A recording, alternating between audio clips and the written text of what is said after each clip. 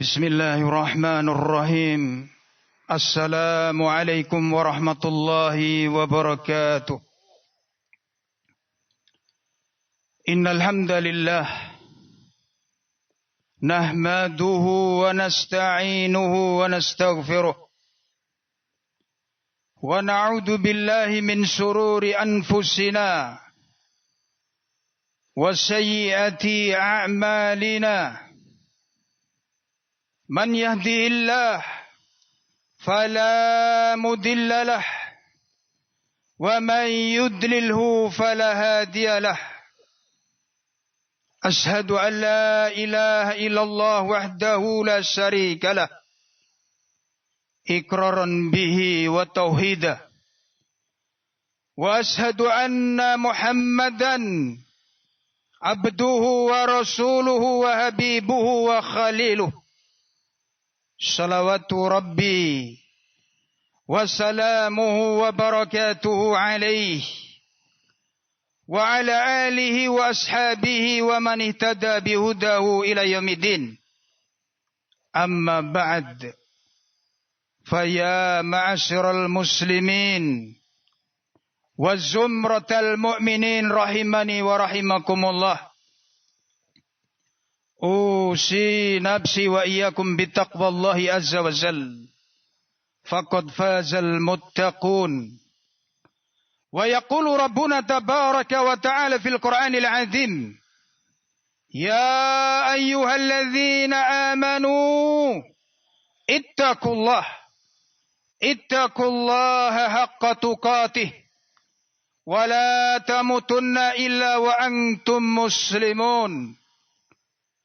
فإن أصدق الحديث كتاب الله وخير الهدى هدى محمد صلى الله عليه وسلم وشر الأمور محدثاتها فإن كل محدثة بدعة وكل بدعة ضلالة وكل ضلالة في النار.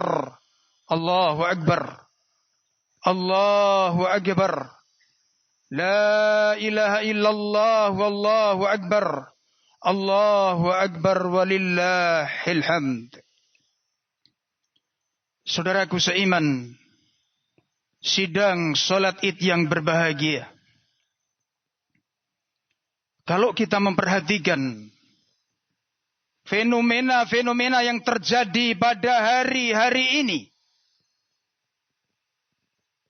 bagaimana perjuangan saudara kita, pengorbanan saudara kita, para duyufur rahman, tamu-tamu Allah, yang mana mereka berdatangan dari berbagai mancanegara untuk memenuhi undangan Allah Azza wa Jal, yakni berhaji ke Baitullah. Semenjak tanggal 8 Zulhijjah, para duyufur rahman, tamu-tamu Allah, meninggalkan Mekah, meninggalkan hotelnya atau maktabnya. Dia akan melakukan tarwiyah ke Mina. Dengan tidak henti-hentinya, para duyufur rahman bertalbiyah kepada Allah Azza wa Jal. Labbaik. Labbaik Allahumma labbaik. Labbaik la syarika laka labbaik. Innal hamda wan ni'mata laka wal mulk la syarika lak. Hadirin saudaraku yang saya cintai dan saya hormati. Maka ketika mentari pagi mengeluarkan sinarnya, tepatnya pada tanggal 9 Zulhijjah, tamu-tamu Allah ini meninggalkan Mina. Mereka bergegas untuk menuju ke Padang Arafah. Mereka akan melakukan wukuf di Padang Arafah. Mereka akan menghabiskan waktunya untuk memperbanyak zikir dan doa di kala matahari sudah condong ke arah barat. Bahkan orang-orang yang di atas bangsa rumah sakit, yang ketika itu menderita sakit para jamaah haji, diangkut melalui ambulan untuk disafari wukufkan melintas di area Arafah. Kenapa seperti itu hadirin? Karena Nabi kita alaihi salatu wassalam pernah bersabda, Al-Haju Arafah.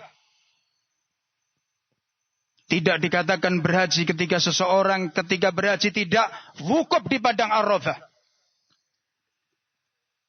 Maka ketika matahari terbenam,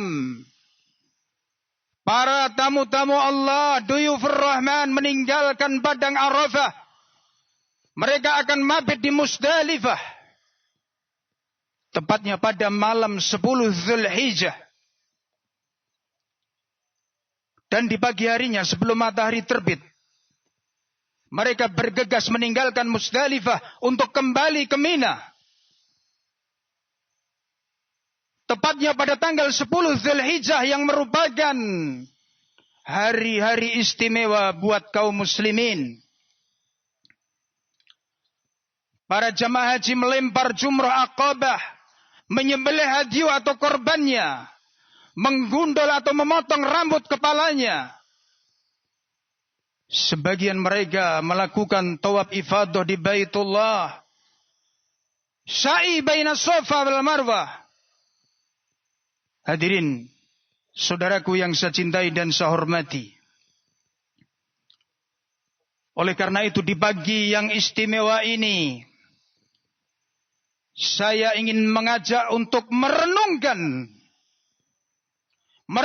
sebuah fadilah, sebuah keutamaan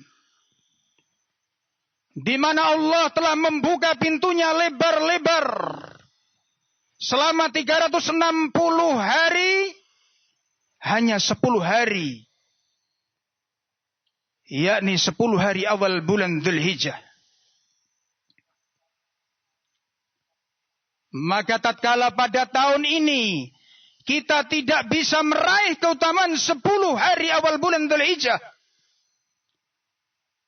yang semoga Allah Jalla Jalaluh panjangkan umur kita, sehingga di tahun mendatang kita bisa berlomba-lomba, berjibaku untuk meraih keutamaan 10 hari bulan Dzulhijjah.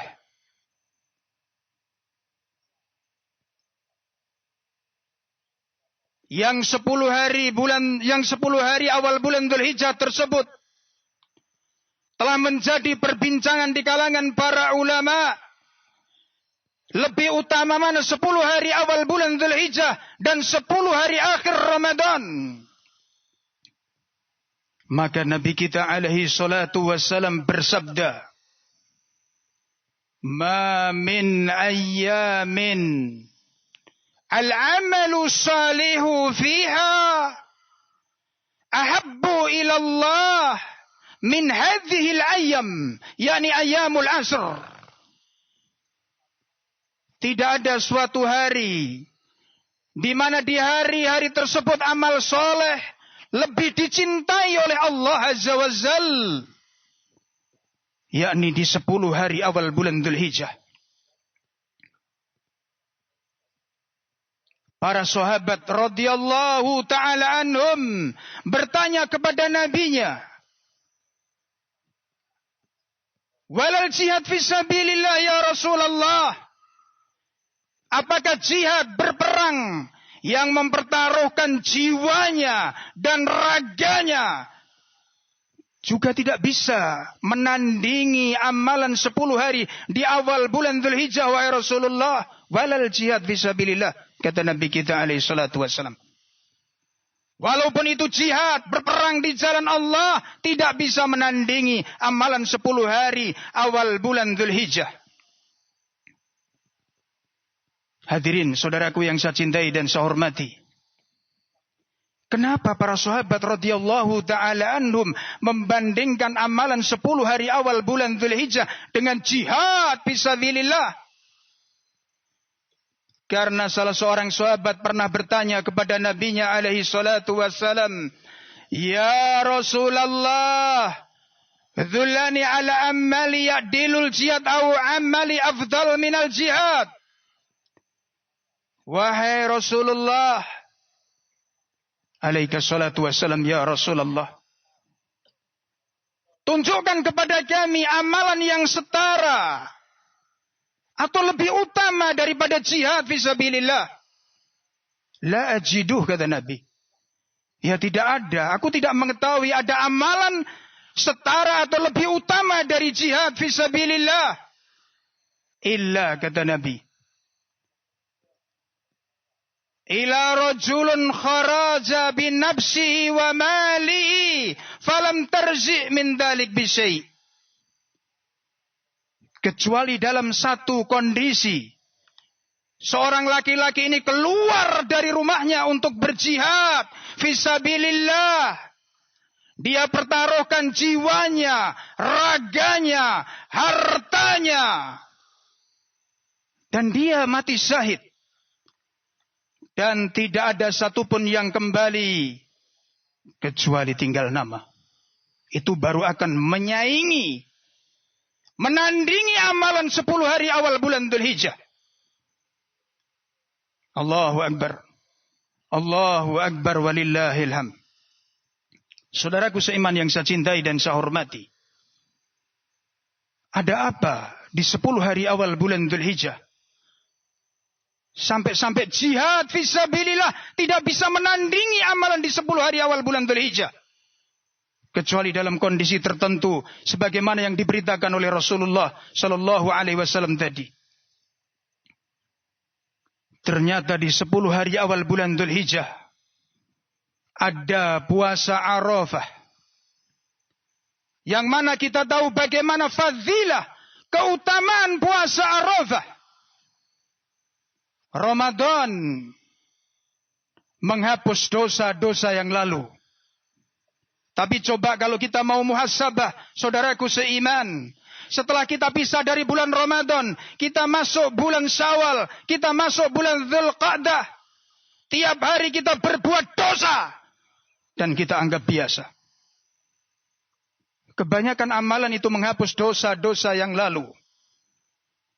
Nabi sudah memberitakan kepada kita, man shoma Ramadana, man qama Ramadana, man qama Lailatul Qadr, imanan wahtisaba.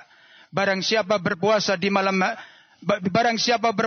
siang hari bulan Ramadan, salat tarawih di malam hari bulan Ramadan, salat malam Lailatul Qadr yang dibangun di atas iman dan ihtisab, ghufira lahu ma taqaddama min dhanbi. Akan dihapus dosa-dosanya yang telah lalu. Tapi puasa Arafah yang Nabi kita alaihi salatu wassalam mengatakan an yukafira sanatal ladzi qablahu wa sanatal ladzi ba'dah.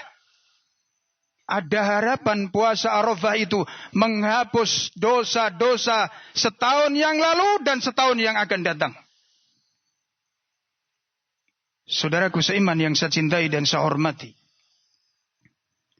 Juga di dalam 10 awal bulan Dzulhijjah ada wukuf di padang Arafah yang dilakukan oleh para jamaah haji, yang mana Allah di hari itu membangga-banggakan para jamaah haji yang sedang wukuf di padang Arafah, dibangga-banggakan di hadapan malaikat.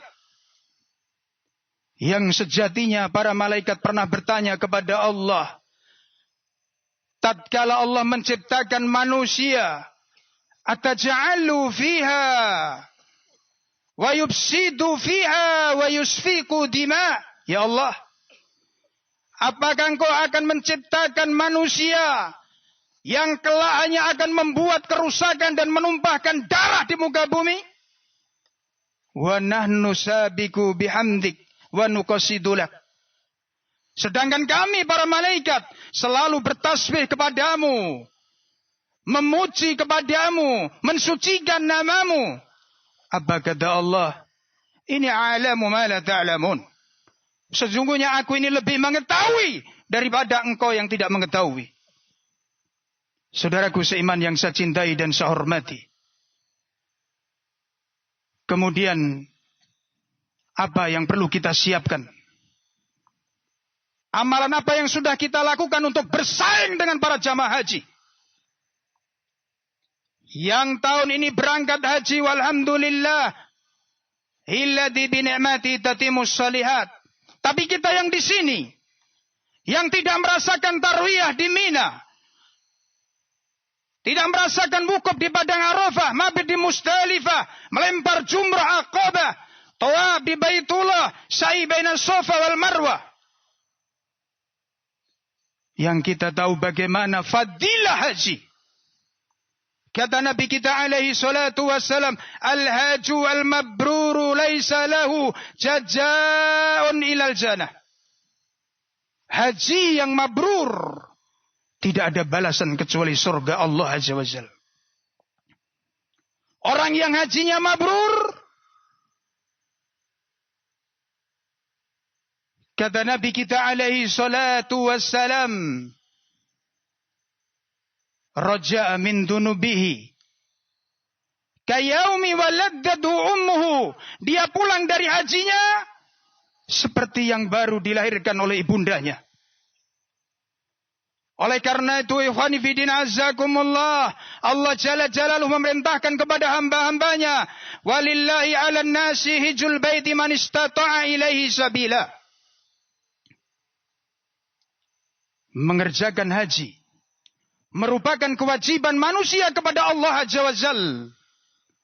Bagi mereka yang telah memiliki kemampuan untuk menempuh jalan menuju ke Baitullah. Oh, itu kan bagi orang yang mempunyai harta. Itu kan bagi orang yang sudah mampu. Saudaraku seiman, kalau tidak mampu tidak masalah.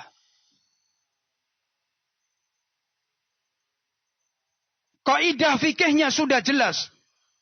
Laisa wajibun bila iqtidar, kata Al-Imam Sa'di. Kalau tidak mampu tidak ada kewajiban. Ayatnya pun sudah jelas. Man istata'a ilaihi sabila. Mungkin dengan mudah kita meyakinkan kepada tetangga-tetangga kita, saudara-saudara kita, sahib-sahib kita, kalau kita belum mampu berhaji. Tapi mampukah kita menjawab pertanyaan Allah ketika dibuka pengadilan di hari kiamat nanti? Yang semua manusia akan diinterogasi oleh Allah Azza wa Jal. An malihi min aina iktasabah. Dari mana kalian itu mendapatkan harta? Asetmu dari mana? Wa fima anfaqah. Aset-asetmu, hartamu itu kalian alokasikan di mana? Harta-harta kita, rekening-rekening kita, dolar demi dolar, rupiah demi rupiah akan diaudit oleh Allah Azza wa Jalla. Apa jawaban kita? Mampukah kita memberikan jawaban ketika Maliki Yaumiddin yang bertanya kepada kita, kenapa dengan hartamu, dengan asetmu engkau tidak berhaji? Nasallallahu salamata wal afiyah. Saudaraku seiman yang saya cintai dan saya hormati. Kemudian di 10 hari akhir, di 10 hari awal bulan Dzulhijjah, yang merupakan hari-hari istimewa bagi kita kaum muslimin. Dan di hari-hari ini dan 3 hari yang akan datang, kita kaum muslimin sedang diuji oleh Allah Azza wa Jal. Diuji apanya? Diuji kecintaan kita kepada Allah Azza wa Jal. Kurban merupakan ibadah untuk membuktikan cinta kita kepada Allah Azza wa Jal. Saudaraku seiman, coba kita lihat idola kita, teladan kita, manusia terindah yang pernah menginjakkan kakinya di muka bumi ini, Nabi kita alaihi salatu wassalam. Bagaimana ketika dalam keadaan fakir, dalam keadaan kesulitan ekonomi, ternyata beliau menyembelih, berkorban 2 ekor domba, hadirin. 1 untuk beliau dan keluarganya, yang 1 untuk umatnya. Tapi tatkala Allah tambah rezekinya kepada Nabi kita alaihi salatu wassalam, beliau tidak merenovasi rumahnya. Rumahnya masih 5x5. Beliau berhaji dan korbannya 100 ekor unta. Allahu Akbar. 65 dinar disembelih beliau sendiri. Selebihnya diserahkan menantunya Ali bin Abi Thalib radhiyallahu taala anhu. Hadirin yang saya cintai dan saya hormati, semua harta yang kita miliki hada minallahi tabaraka wa taala. Sebagian kita kaum muslimin ada yang mendapatkan harta dengan tetesan keringat. Ada yang dengan santai, yang jelas dengan santai atau tetesan keringat, bahkan tetesan darah. Hada minallahi tabaraka wa ta'ala. Semua itu pemberian Allah Azza wa Jalla. Tapi sebagian kita lebih cinta pemberian Allah daripada Allah yang memberi kita. Hadanallahu wa iyyahum, sebagian kita kaum muslimin mampu membeli seekor sapi, dia berkorban dengan seekor kambing. Ya akhi, yang penting kan ikhlas. Ya, ibadah itu harus ikhlas. Tapi kurang satu, harus mutaba'ah. Bagaimana Rasul ketika dalam kondisi fakir, dan bagaimana beliau ketika dalam kondisi ditambah rezekinya. Oleh karena itu hadirin, usi nafsi wa iyyakum bitaqwallahi azza wa jal. Mungkin yang masih punya pikiran mau merenovasi rumah, mau ganti mobilnya, diganti yang lebih baru, ganti motornya. Sebelum itu semua berkorbanlah untuk Allah Azza wa Jal. Nabi kita alaihi salatu wassalam telah menyatakan, man kana lahu sa'adun wa lam yuddahi fala yaqrabana musallana. Barang siapa yang mempunyai kelebihan harta tetapi tidak berkorban, mobilnya bagus, motornya bagus, jam tangannya bagus, mas antannya banyak tapi tidak berkorban, fala taqrabana musallana, jangan dekat-dekat tempat salat id kami. Yang jelas ikhwani fillah azzakumullah, daging hewan korban kita, darah hewan korban kita tidak sampai kepada Allah. La yanalullaha luhumuha wala dima'uha. Dagingnya enggak sampai kepada Allah, darahnya enggak sampai kepada Allah. Apa yang sampai kepada Allah? Walakin, akan tetapi yang sampai kepada Allah at-taqwa minkum, kejujuran, ketakwaan kita. At-taqwa hahuna, takwa itu di dalam hati. Hada wallahu alam. Allahumma Rabbana taqabbal minna innaka antas sami'ud du'a. Mungkin ini yang bisa kita sampaikan. Kurang dan lebihnya kami mohon maaf. Dan kami beristighfar kepada Allah Azza wa Jal. Wa sallallahu ala nabiyyina Muhammadin wa ala alihi wa ashabihi wa man ihtada bihudahu ila yaumidin. Rabbana zalamna anfusana wa ilam taghfir lana wa tarhamna lanakunanna minal khasirin. Allahumma aslih waliyal amr. Allahumma aslih waliyul amr. Wa aslihum wa aslih bihim. Allahumma inna a'udhu bika min imarrati sibyan was sufaha. Allahumma wafik Raisana Prabowo Subianto. Allahumma wahfad min bitanati su' wal mufsidin.